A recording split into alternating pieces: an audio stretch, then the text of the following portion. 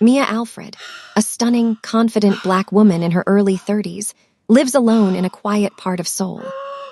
After a draining day, she takes a playful photo in her satin robe. Not too revealing, just enough to show her curves and confidence. She intends to send it to her best friend with the message, "Tell me I still got it." But her thumb slips. Sent to Min Jun, client, a number she saved last week after doing a one-time private chef gig. She freezes. Within seconds, the message is marked seen. Her stomach drops. Then a reply comes, "Is this for me, Mia?" She panics. "No, please delete it. It was a mistake, I'm sorry." He doesn't reply. She blocks his number, embarrassed beyond belief, then goes to sleep praying the moment disappears. But it doesn't. 6:09 a.m. A sharp, heavy knock shakes her apartment door. Not the knock of a neighbor, not the knock of someone polite, a knock from someone who doesn't ask permission. Mia opens the door and time stops. Standing there is Min Jun, younger than she remembered, mid-20s, dangerously handsome, with eyes too calm for his age. Black coat, leather gloves, expression unreadable. Two men stood behind him, bodyguards. He steps forward. "Good morning, Mia." Her heart slams in her chest. "Why are you here?" He studies her slowly, intimately, too intimately. "You sent me a photo last night." Mia stiffens. "Please, let's forget that happened." He glances at her blocked message on his second phone. "You blocked me." His tone is quiet, controlled, but the silence underneath feels dangerous. She whispers, It was an accident." He steps inside, closing the door behind him. "No, Mia, accidents don't look like that." His gaze trails down her body before he forces himself to look away, jaw tightening. Mia takes a step back, her robe suddenly feeling thinner than it did moments ago. "You need to leave. This is completely inappropriate." "Inappropriate?" Min Jun repeats the word like he's tasting it, testing its weight. He removes his gloves slowly, one finger at a time, his eyes never leaving hers. "What's inappropriate is you thinking you could send me something like that and then pretend it meant nothing." "It didn't mean anything. I told you it was a mistake." "Then why did you look like that in the photo?" His voice drops lower. "Like you were daring someone to see you, to want you." Mia's breath catches, because he's right. That photo wasn't just casual. It was her trying to prove something to herself after her ex-boyfriend Marcus left her for someone younger, someone who fit better into his corporate world. Someone who wasn't a private chef with dreams too big for his comfort.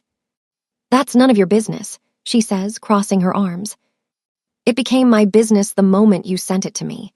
He takes another step forward, and she can smell his cologne now, something dark and expensive that makes her head spin. "I've thought about nothing else since I saw it. You in that robe, that look in your eyes, the way your skin glowed in that light." "Stop," her voice shakes. "Why? Because it makes you uncomfortable, or because you feel it too?" She does feel it. That's the terrifying part. When she'd cooked for him last week at his private residence, she'd noticed him watching her. The way his eyes followed her hands as she plated the food. The way he'd asked questions about her life, her dreams, with an intensity that felt personal. She, written it off as politeness, maybe curiosity about the American woman cooking Korean fusion in his kitchen. But this is not politeness. "I'm 10 years older than you," Mia says, grasping for something, anything to create distance. "I'm 26, Mia, not a child." His jaw tightens. "And age has nothing to do with what I felt when I saw that photo, what I feel right now, standing in front of you. You can't just show up at my apartment like this. You can't just demand." "I'm not demanding anything." He stops moving, giving her space, and she sees something shift in his expression, vulnerability beneath the intensity. I'm asking if that photo meant something, if there's even a chance that you felt what I felt when we met." Mia's heart is racing. She wants to say no. She wants to push him out and lock the door and pretend this never happened. But the truth sits heavy in her chest. She had felt something. When he'd watched her cook, when he'd complimented not just the food but the artistry behind it, when he'd asked about her life in Seoul with genuine interest. When he'd smiled at her joke about burning her first batch of kimchi, and his whole face had transformed into something boyish and warm. "Even if I did," she says carefully, "this is insane. You tracked down my address. You showed up at dawn with bodyguards. That's not normal, Min-jun." "Nothing about my life is normal." He runs a hand through his dark hair, and for the first time, he looks uncertain. "I should have called. I should have been patient. But I've never been good at patience, especially not when something matters. I'm not something. I'm someone, and you don't even know me." "Then let me—" The words are simple, direct. "Let me know you, have dinner with me, not as your client, as someone who can't stop thinking about you." This is a terrible idea. "Probably." A hint of a smile touches his lips. "But you haven't said no." She should. Every rational part of her brain is screaming at her to end this now. But there's something in his eyes, something raw and honest that makes her hesitate. "One dinner," she finally says, "and you leave right now. And next time you call like a normal person instead of showing up with an entourage at 6 in the morning." His smile grows. "Deal." He turns to leave, then pauses at the door. "Mia." "Yes." "Don't block my number again. I don't like not being able to reach you." Before she can respond, he's gone, his bodyguards following silently behind him. Mia closes the door and leans against it, her heart still pounding. What the hell just happened? And why does part of her already want to see him again? She tries to go about her day normally. She has a meal prep job for a family in Gangnam, then a cooking class she teaches twice a week for expats wanting to learn Korean cuisine. But the entire time, her mind keeps drifting back to Min-jun, the intensity in his eyes. The way he looked at her like she was the only thing in the world that mattered. Her phone buzzes around 2 p.m. "Min-jun, what time should I pick you up for dinner?" She stares at the message, her thumb hovering over the keyboard. "Mia, 7 p.m. and just you. No bodyguards." "Min-jun, just me, I promise." "Mia, where are we going?" "Min-jun, somewhere quiet, where we can talk, where something comfortable. You look beautiful in everything, but I want you relaxed, not performing." The message makes her stomach flip. He'd noticed that too, how she always dressed up for clients, how she performed the role of the professional chef, even when she was exhausted. At 6:30, Mia stands in front of her closet in a towel, second-guessing everything. She finally settles on a simple black dress that hugs her curves without being too formal, paired with a denim jacket and ankle boots. Natural makeup, her curls loose around her shoulders. When the knock comes at 7 exactly, she takes a deep breath and opens the door. Min-jun stands there in dark jeans and a simple black sweater, no coat, no gloves, no bodyguards. He looks younger like this, more approachable, but his eyes still carry that same intensity. "You're beautiful," he says simply. "You clean up nice yourself." She grabs her purse. "So where's this quiet place?" "You'll see." He drives a understated black sedan, which surprises her.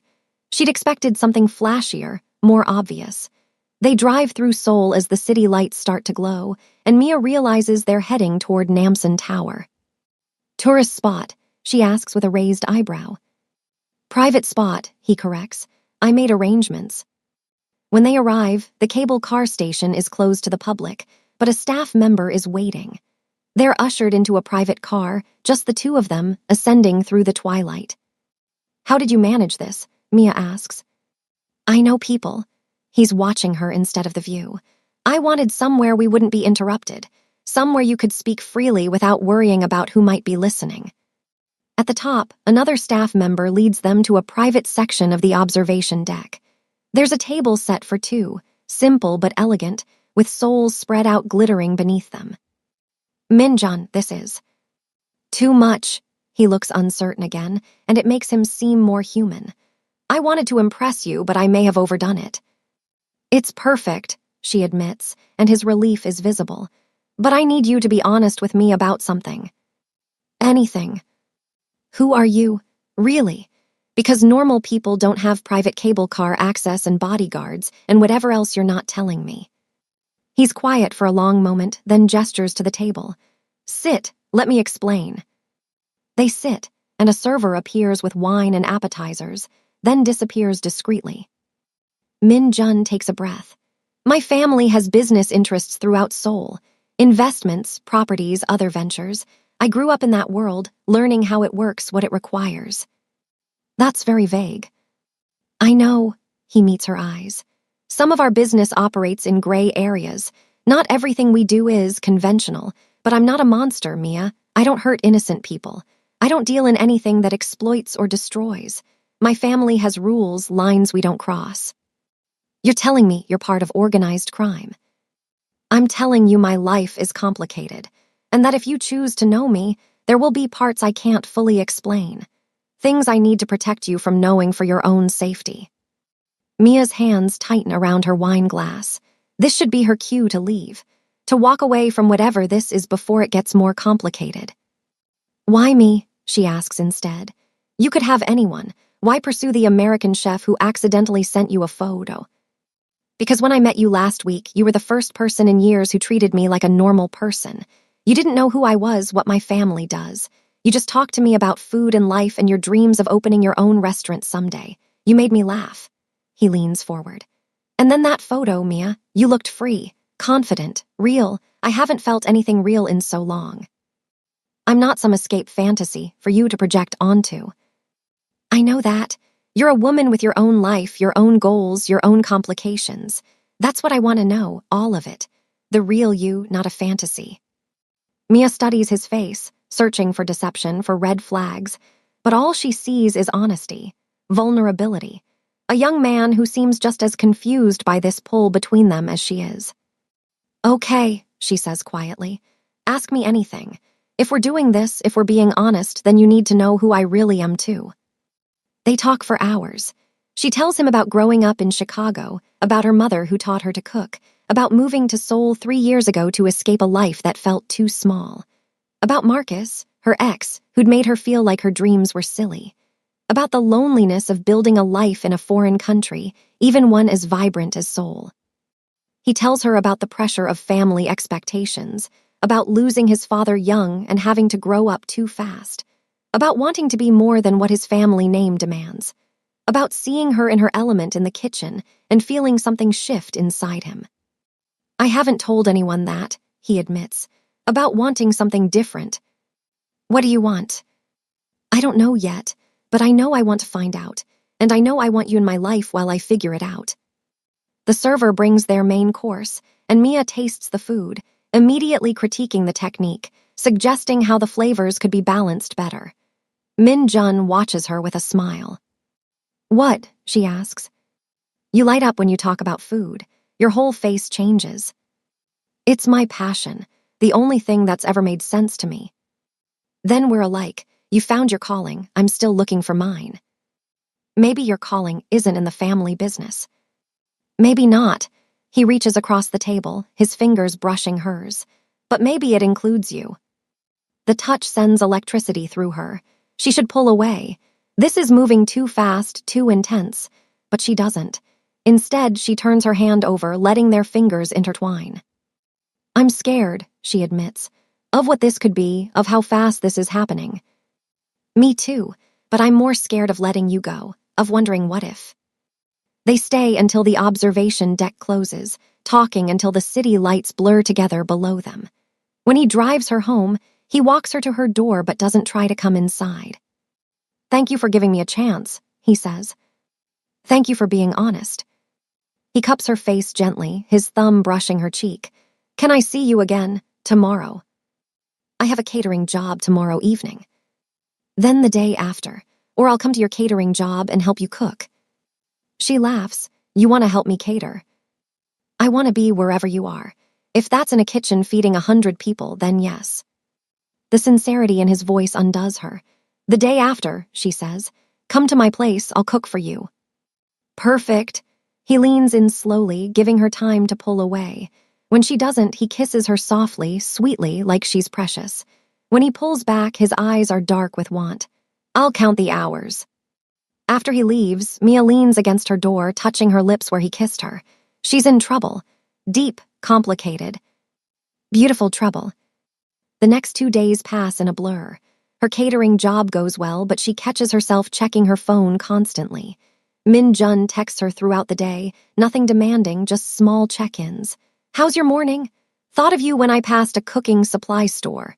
Can't wait to taste whatever you make me tomorrow. When the day arrives, Mia spends the afternoon preparing. She decides on a menu that reflects both her American roots and her adopted Korean home. Slow-braised short ribs with a gochujang glaze, creamy grits with kimchi and scallions, honey cornbread, collard greens with sesame oil, a fusion of her two worlds. Min Jun arrives at 7 with a bouquet of sunflowers. How did you know these are my favorite? She asks. You have a painting of them in your kitchen. I noticed last time. The fact that he noticed, that he remembered, makes her chest tighten. She leads him inside, and he immediately removes his shoes, following Korean custom, then heads straight for the kitchen. It smells incredible in here. It's almost ready. Pour us some wine. They work in comfortable sync, him following her directions, plating the food while she adds finishing touches. When they finally sit down to eat, Min Jun takes his first bite and closes his eyes. Mia, this is extraordinary. It's just comfort food. No, he opens his eyes. This is art. This is you on a plate. I can taste the care, the history, the love you put into this. Emotion swells in her throat. Marcus never understood her cooking, saw it as just a job, but Min Jun gets it. He sees what she's trying to express. Tell me about your restaurant dream, he says. What would it look like? She tells him about the small, intimate space she imagines, about the menu that would change with the seasons and her mood, about creating a place where food is an experience, a story, a connection. How much do you need to make it happen? I'm working on it. I've been saving, but commercial real estate in Seoul is expensive. It'll take time. He's quiet for a moment. What if I invested? Mia puts down her fork. No. Why not? I have the capital, you have the talent. It's a smart investment. Because I won't be in your debt. I won't owe you anything. If I build this, I build it myself. Instead of looking offended, he smiles. You're stubborn. I'm independent. There's a difference. I like it. I like that you don't need me. He reaches for her hand. But what if I want to support you anyway, not as an investor, as someone who believes in you? We barely know each other. Then let's change that. Give me time. Let me prove I'm serious about this, about you. Over the next few weeks, they fall into a rhythm. He comes to her place several times a week, sometimes just to watch her work in the kitchen, sometimes to cook together. She teaches him techniques, and he's a surprisingly quick learner, attentive and precise. They talk for hours about everything and nothing. He tells her about his mother's expectations, the weight of family legacy. She tells him about feeling lost before finding cooking, about reinventing herself in Seoul. They don't talk much about his business. She knows there are parts of his life he keeps separate, and she's grateful. She doesn't want to know the details of what keeps those bodyguards around him, what puts that hard edge in his voice when he takes certain phone calls. But she sees the other sides of him too.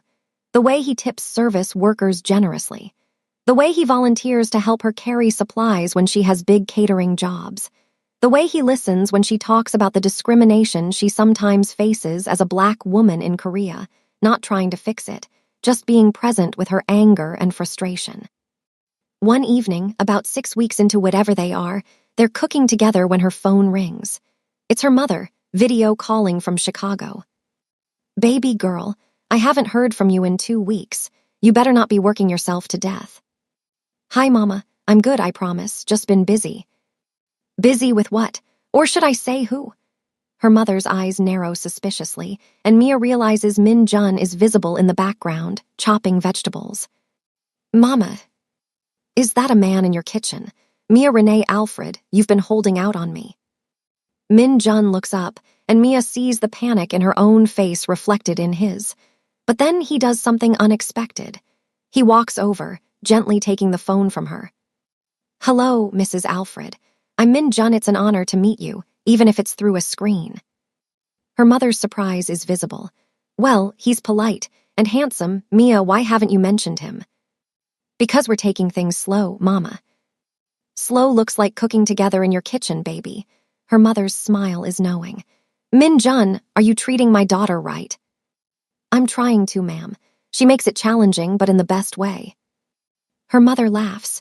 That sounds like Mia, stubborn since she was born, but loyal and loving to anyone who earns it. I'm learning that. He glances at Mia, something soft in his expression. I consider it a privilege to learn everything about her. They talk for a few more minutes before her mother lets them go with strict instructions to call more often and to bring that handsome man to visit Chicago someday. After they hang up, Mia covers her face with her hands. I'm so sorry, she's a lot. She's wonderful. She loves you. I see where you get your fire from. You didn't have to do that. Talk to her like that. Why wouldn't I? She's important to you. I want her to know I'm serious. Mia lowers her hands. Are you serious? Mia, he sets down the knife, giving her his full attention. I've been serious since that photo, since before that photo, if I'm honest. From the moment I watched you cook in my kitchen and realized I never met anyone like you. I'm still 10 years older than you. People will talk. Let them, I don't care about age. I care about you, about this. He gestures between them. About how I feel when I'm with you, like I can breathe properly for the first time in years. Minjun. I'm falling in love with you. No, I've already fallen. I'm in love with you, Mia. And I know it's fast and I know it's complicated, but it's true. Her breath catches. She wants to say it back. The words are right there, but fear holds them hostage. You don't have to say it back, he continues. I just needed you to know, so there's no confusion about where I stand, about what I want. What do you want?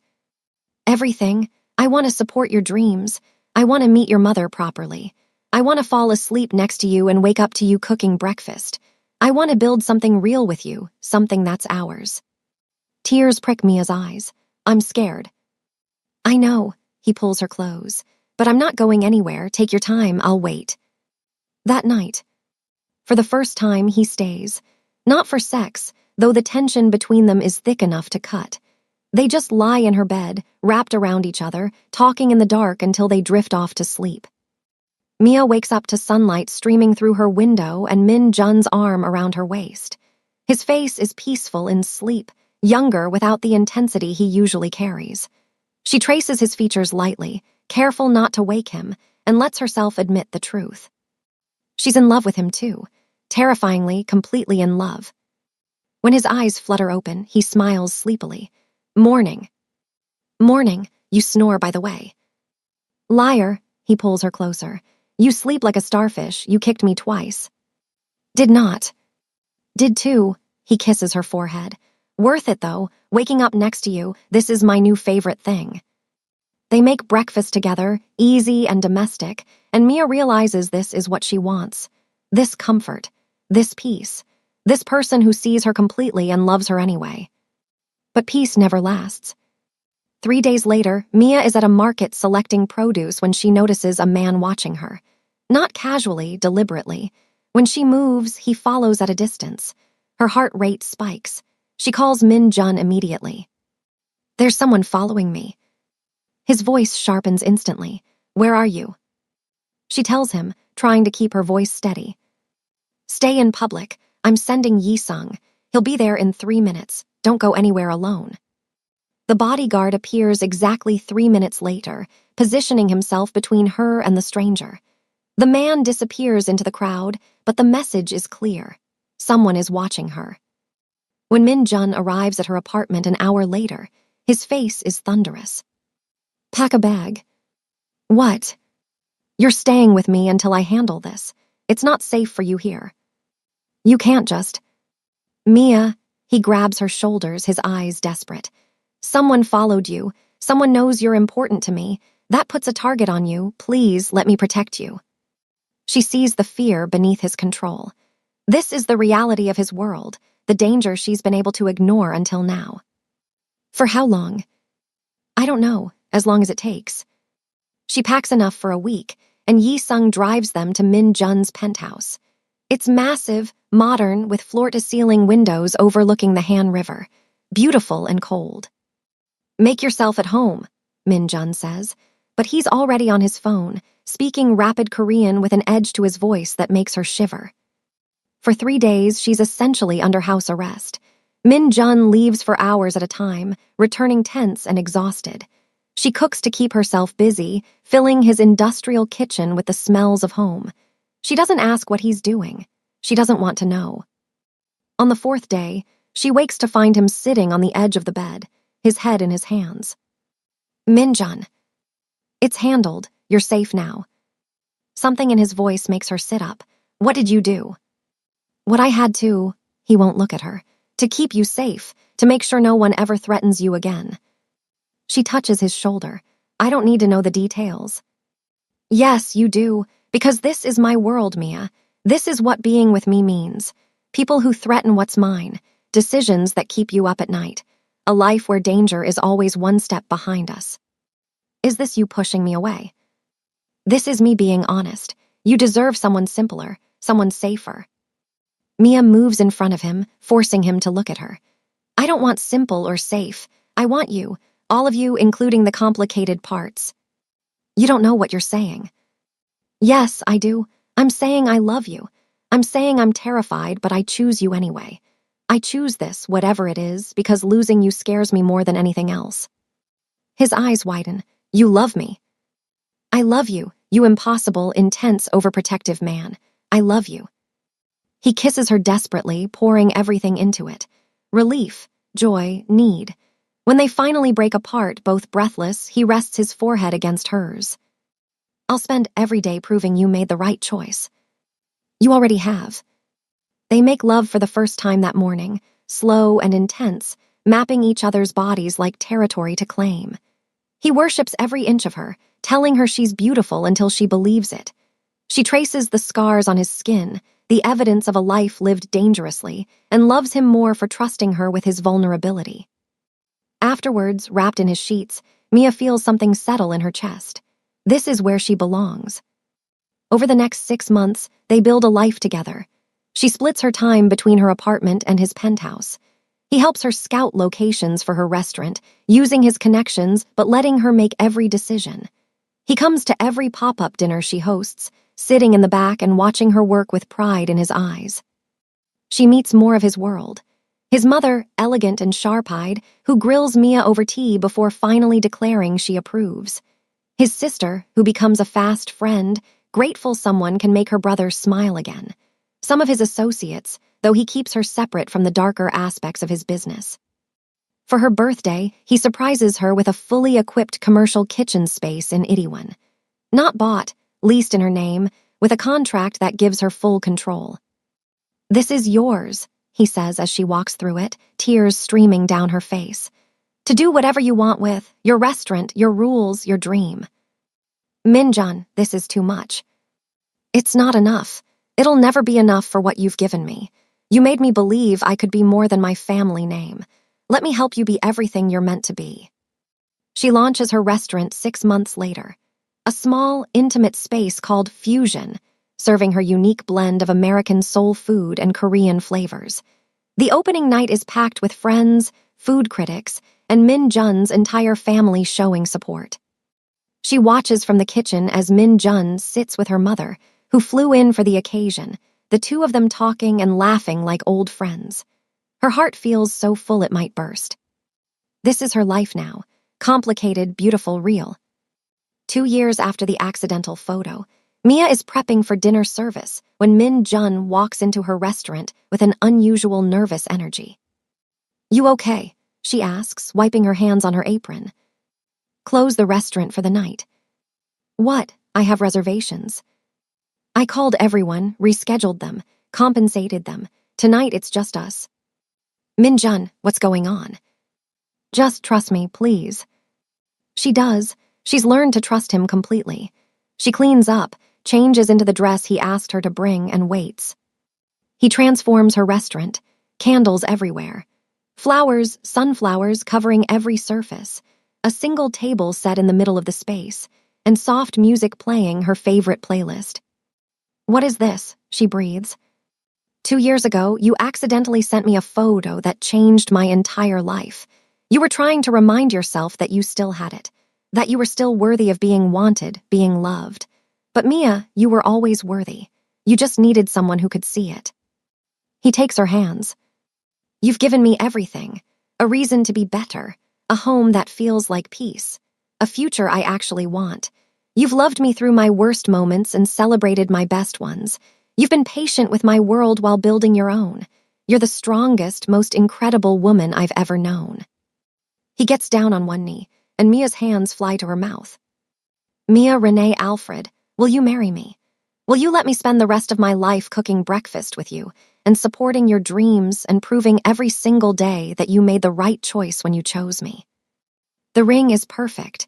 Simple, elegant, with a band that looks like twisted gold and platinum, two metals merged into one. Like us, he says softly, two different worlds becoming one. Yes, she's crying now, laughing and crying at the same time. Yes, of course, yes, 1,000 times yes. He slides the ring on her finger and lifts her up, spinning her around in the candlelight while she laughs. When he sets her down, he kisses her until she's breathless. I love you, he murmurs against her lips. My accidental miracle. I love you too, my beautiful mistake that became my greatest blessing. They marry 6 months later in a private ceremony at a Hanok stay in the countryside. Her family flies in from Chicago. His family fills the other side. It's intimate, perfect, exactly what they both wanted. During their first dance, Mia looks up at her husband, and he smiles down at her with so much love it takes her breath away. What are you thinking? He asks. That I'm glad I hit send on that photo. That I'm glad you showed up at my door. That I'm glad I was brave enough to choose this, to choose you. Best mistake of our lives. The very best. 3 years later, Mia stands in her expanded restaurant, now one of the most sought-after reservations in Seoul, watching her staff bustle around prep. The morning sickness has passed, thankfully, but she's still getting used to the changes in her body. Min Jun appears in the kitchen doorway, and her staff immediately greets him respectfully. He's become a fixture here, often helping during rushes, always supporting. You're supposed to be resting, he says, though his tone is gentle. I'm pregnant, not broken. Besides, we have a full house tonight. We also have a full staff. Come on, let's go home. Home is now a house they bought together in Seongbukdong. Traditional Korean architecture with modern updates, with a massive kitchen Mia designed herself. It's where they're raising their growing family. As they drive through Seoul's evening traffic, Mia rests her hand on her stomach, feeling the flutter of movement. Their daughter. They already picked the name, Naomi, meaning pleasant in Hebrew, beautiful in Japanese. A name that bridges cultures like their love. Thank you, she says softly. For what? For showing up at my door that morning, for being patient with me, for building this life with me, for everything. He brings her hand to his lips. Thank you for sending that photo, for giving me a chance, for loving me even when it was scary, for being my home. That night, after dinner, they sit on their porch watching the stars. Mia is tucked against Min Jun's chest, his hands resting protectively over their baby. Do you ever think about how different our lives would be if I'd sent that photo to the right person? Mia muses. All the time, and then I'm grateful you didn't. Because this, you, us, our daughter, this is everything I never knew I needed. Same, I thought I was looking for validation that night, trying to prove I was still desirable, still worth wanting. But what I really needed was to find you, to find us. The universe has a strange sense of humor. The best sense of humor. Because how else would an American chef and a Korean, what did your sister call you, reformed bad boy, find each other? He laughs, the sound rumbling through his chest. Reformed is generous. You run legitimate businesses now. You volunteer at youth centers. You're on the board of culinary education nonprofits. You're reformed enough. Only because you reformed me, showed me there was another way, a better way. She tilts her head back to look at him. We reformed each other. I was stuck too, before you, afraid to dream too big, afraid to take up space. You taught me I was worth everything I wanted, that my dreams weren't too much. They were never too much. You were never too much. He kisses the top of her head. You were always exactly right. I just had to make you see it. They sit in comfortable silence, the kind that only comes from years of truly knowing someone. From building a life together through complications and joy and everything in between. Do you think she'll understand someday? Mia asks, her hand joining his on her stomach. About how we met, about your past, about everything. I think we'll tell her the truth, that her parents found each other in the most unexpected way. That love doesn't always make sense at first, but when it's real, you fight for it. That her mother was the bravest person I ever met, and her father tried every day to be worthy of that bravery. That's a lot of pressure to put on a baby. She's our baby. She can handle it, he grins. Besides, with your stubbornness and my determination, she doesn't stand a chance of being anything less than extraordinary. Mia laughs, the sound carrying into the warm night air. God help us. God help anyone who underestimates her. 6 months later, Naomi Min Alfred is born at 3:27 in the morning. She has her mother's deep brown skin and her father's dark eyes, and from the moment Min Jun holds her, Mia knows their lives have just gotten infinitely more complicated and infinitely more beautiful. She's perfect, he whispers, tears streaming down his face. She looks just like you. She has your eyes, your determination too, if that labor was any indication. He laughs, still staring at their daughter in wonder. I didn't know I could feel like this, like my heart is living outside my body. Welcome to parenthood. Mia's mother arrives the next day, and Min Jun's mother comes the day after. The two grandmothers, who have become close friends over the years, argue lovingly over who gets to hold Naomi first. I flew further, Mia's mother declares. I'm the elder, Min Jun's mother counters. They compromise by holding her together, and Mia captures the moment on her phone, her heart full to bursting. The first year of Naomi's life is chaos. Beautiful, exhausting chaos. Mia takes a partial step back from the restaurant, though she still oversees the menu and comes in several times a week. Min Jun rearranges his entire schedule around his daughter, taking meetings from home whenever possible, learning to change diapers and warm bottles with the same precision he brings to everything else.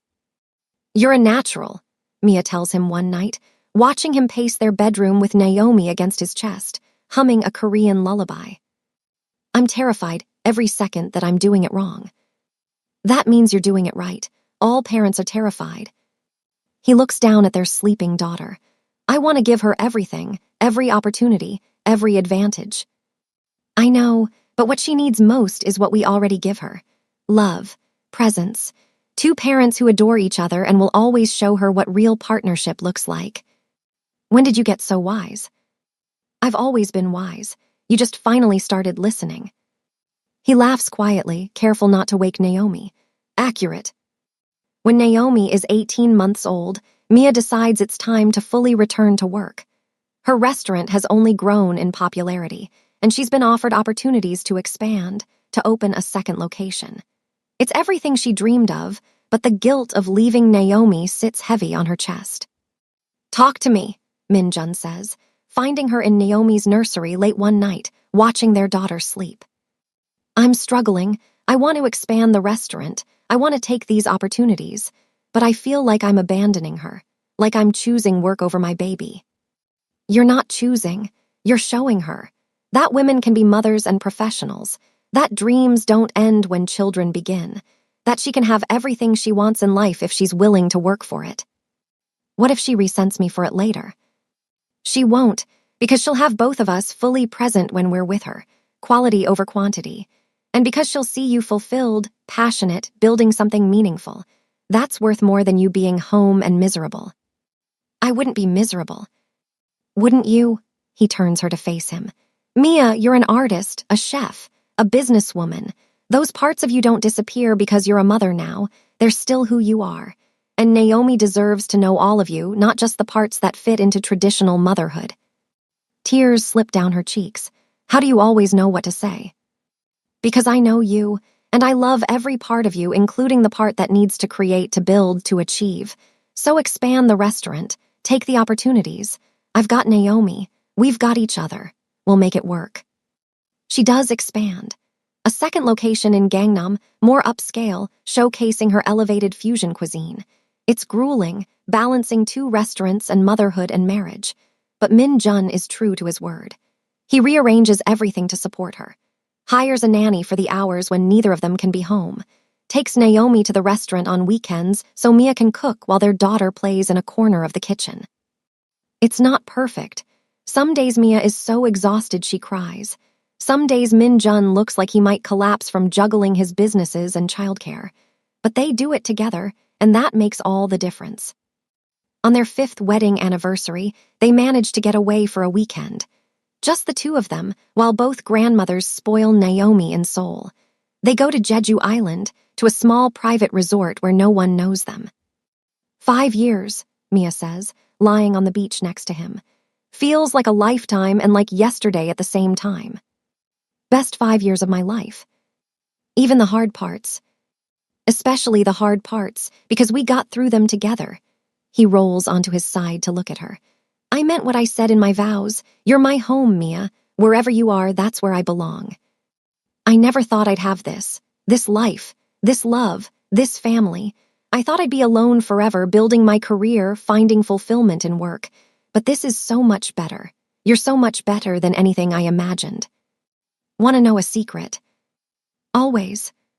Sometimes I still can't believe you said yes, that you chose me, that you looked past everything I was and saw who I could be.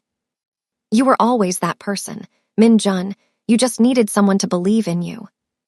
I need you to know something. He sits up, his expression serious. If anything ever happened to me, if my past ever caught up with me. Don't, she sits up too. Don't talk like that. Mia, listen, I've made arrangements. Everything is in your name, Naomi's name. The businesses, the properties, the accounts. You'll both be protected and provided for. And I've made it clear to everyone in my world that you're untouchable. That Naomi is untouchable. No one would dare. Stop, she cups his face. Nothing is going to happen to you. You're here, you're safe, we're safe. You made sure of that years ago. I just need you to know that you and Naomi are everything. That every decision I make is about keeping you both safe and happy. That if I had to choose between my life and yours, you don't have to choose. We're going to grow old together. We're going to watch Naomi graduate and fall in love and maybe give us grandchildren someday. We're going to expand the restaurant into a whole chain. We're going to travel the world. We're going to have everything, Min Jun, together. He pulls her close, burying his face in her neck. Promise me. I promise. Now stop being morbid and come swim with me.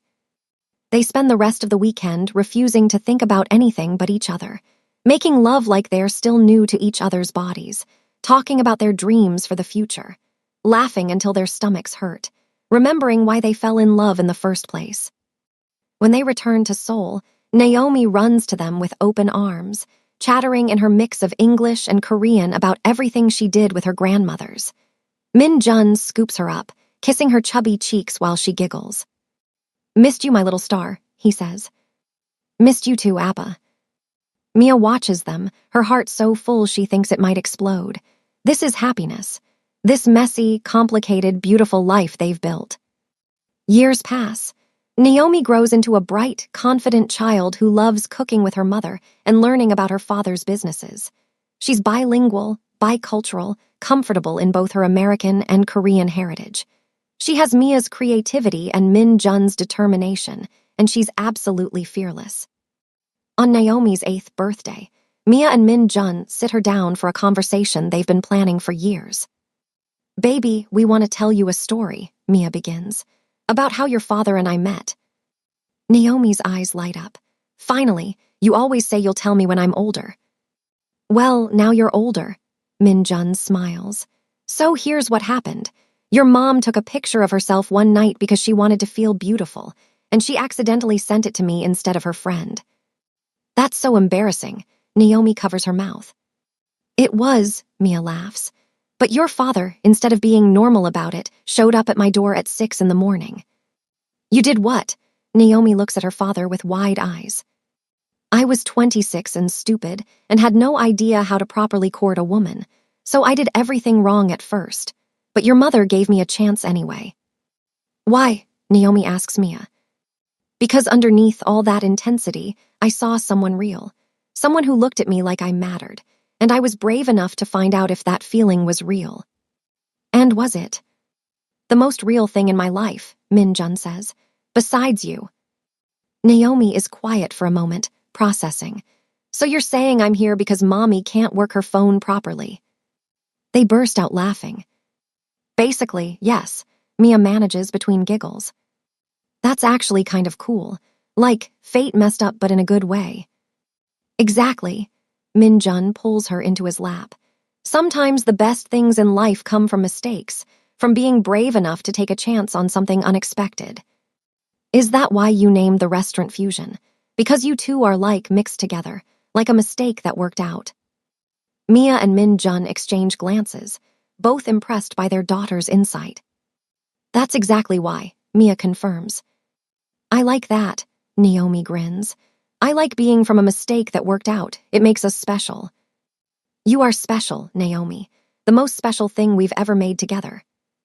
That night, after Naomi is asleep, Mia and Min Jun stand in her doorway watching her. We did good, Mia whispers. We did perfect. He wraps his arm around her waist. Thank you. For what? For saying yes. For taking a chance on a young idiot who showed up at your door with bodyguards. For building this life with me, for her. He nods toward Naomi. For everything. Thank you for being worth the risk. For proving that love doesn't follow rules or timelines or logic. For showing me every day that I made the right choice. Want to know something? Always. I still have that photo, the original one. I look at it sometimes and remember how my whole world changed in an instant.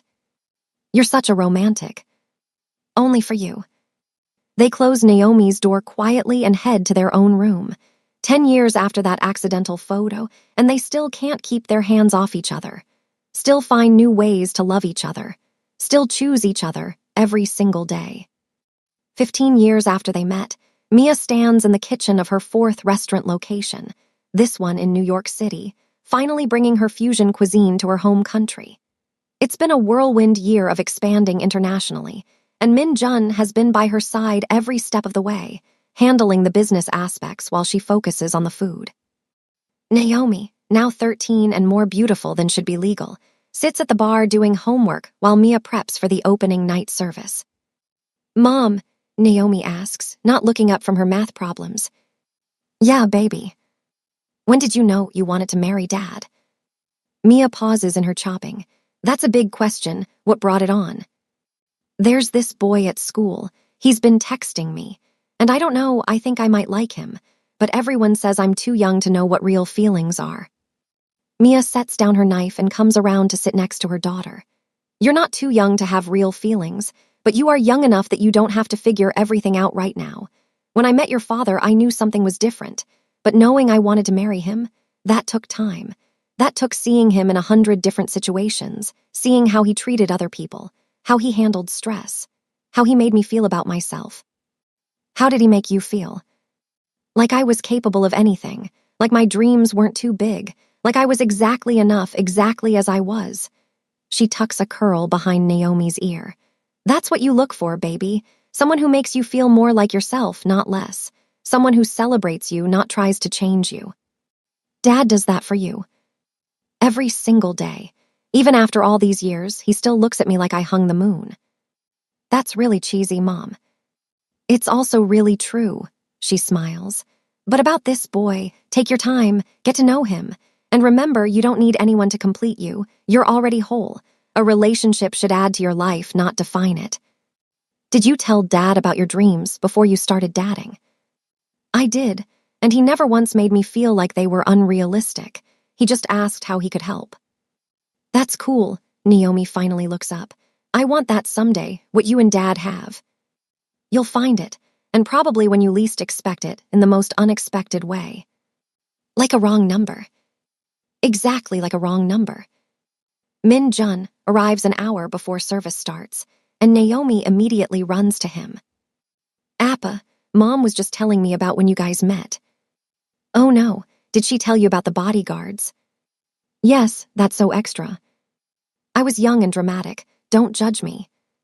He looks at Mia over Naomi's head and mouths. I love you.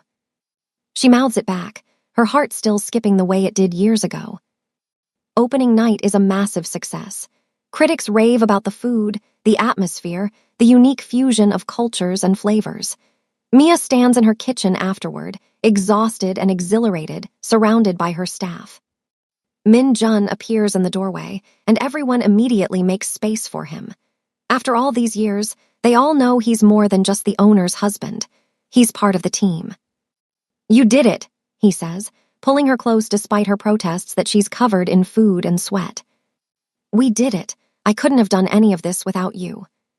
"Yes, you could have, but I'm grateful you let me be part of it anyway." They stand there in her kitchen, their daughter sitting at a table nearby on her phone, their team cleaning up around them, and Mia thinks about how far they've come. From an accidental photo to a global restaurant brand. From a scared woman trying to prove her worth to a confident chef who knows exactly who she is. From a man trapped by family expectations to someone who built his own legacy on his own terms. "What are you thinking?" Min Jun asks. "That I'm glad I took that photo. That I'm glad you showed up at my door. That I'm glad I was brave enough to let you in. I'm glad too. Every single day I'm glad." 20 years after that accidental photo, Mia and Min Jun stand on the beach in Jeju where they celebrated their 5th anniversary. But this time, they're not alone. Naomi is there with her new fiancé, a kind young man who looks at her the way Min Jun still looks at Mia. Mia's mother and Min Jun's mother are there, both grayer now but still bickering lovingly. Min Jun's sister and her family, Mia's brother who finally visited from Chicago, all the people who have been part of their story. They're celebrating the 20th anniversary of Fusion, the original restaurant that started it all. "Can you believe it's been 20 years? Mia asks, leaning against Min Jun's chest as they watch the sunset. "Feels like yesterday, feels like forever." Both, simultaneously. "Do you have any regrets?" She turns to look at him. "Not a single one, you. Only that I didn't find you sooner, that we didn't have even more time. We have now, we have the future, we have everything we built together." "We do," he kisses the top of her head. "My beautiful accident, my perfect mistake, my everything." "Forever," Mia agrees. "My forever." As the sun sets over the ocean, painting the sky in shades of gold and pink, Mia thinks about that night 20 years ago. About the woman she was, sad and lonely, trying to convince herself she was still worth wanting. About the photo she took, the message she meant to send elsewhere, the mistake that changed everything. She thinks about the scared girl who opened her door to find a dangerous man with bodyguards and somehow saw past all of that to the person underneath. About the leap of faith she took. About choosing love even when it was terrifying. And she thinks about everything that came after, the restaurant, the marriage, the child, the expansion, the life they built together brick by brick, choice by choice, day by day. Some people spend their whole lives looking for the one, for that perfect person who completes them. Mia found hers in a wrong number. In a mistake. In a moment of vulnerability that became the beginning of everything. As Min Jun pulls her closer and Naomi laughs at something her fiancé said, and both grandmothers argue about whose recipe is better, Mia closes her eyes and breathes in this moment. This perfect, beautiful, complicated, wonderful moment. This is happiness, this is love, this is home. And it all started with a photo sent to the wrong number at exactly the right time. Sometimes the best things in life aren't planned. Sometimes they're accidents. Beautiful, perfect, life-changing accidents that become the foundation of everything you never knew you needed. Mia's story started with a mistake, but it became the greatest love story she could have ever imagined. A story of two people from different worlds who found each other in the most unexpected way and built something real, something lasting, something extraordinary. A story that proves that sometimes, just sometimes, wrong numbers lead to exactly the right person. And that's the most beautiful thing of all.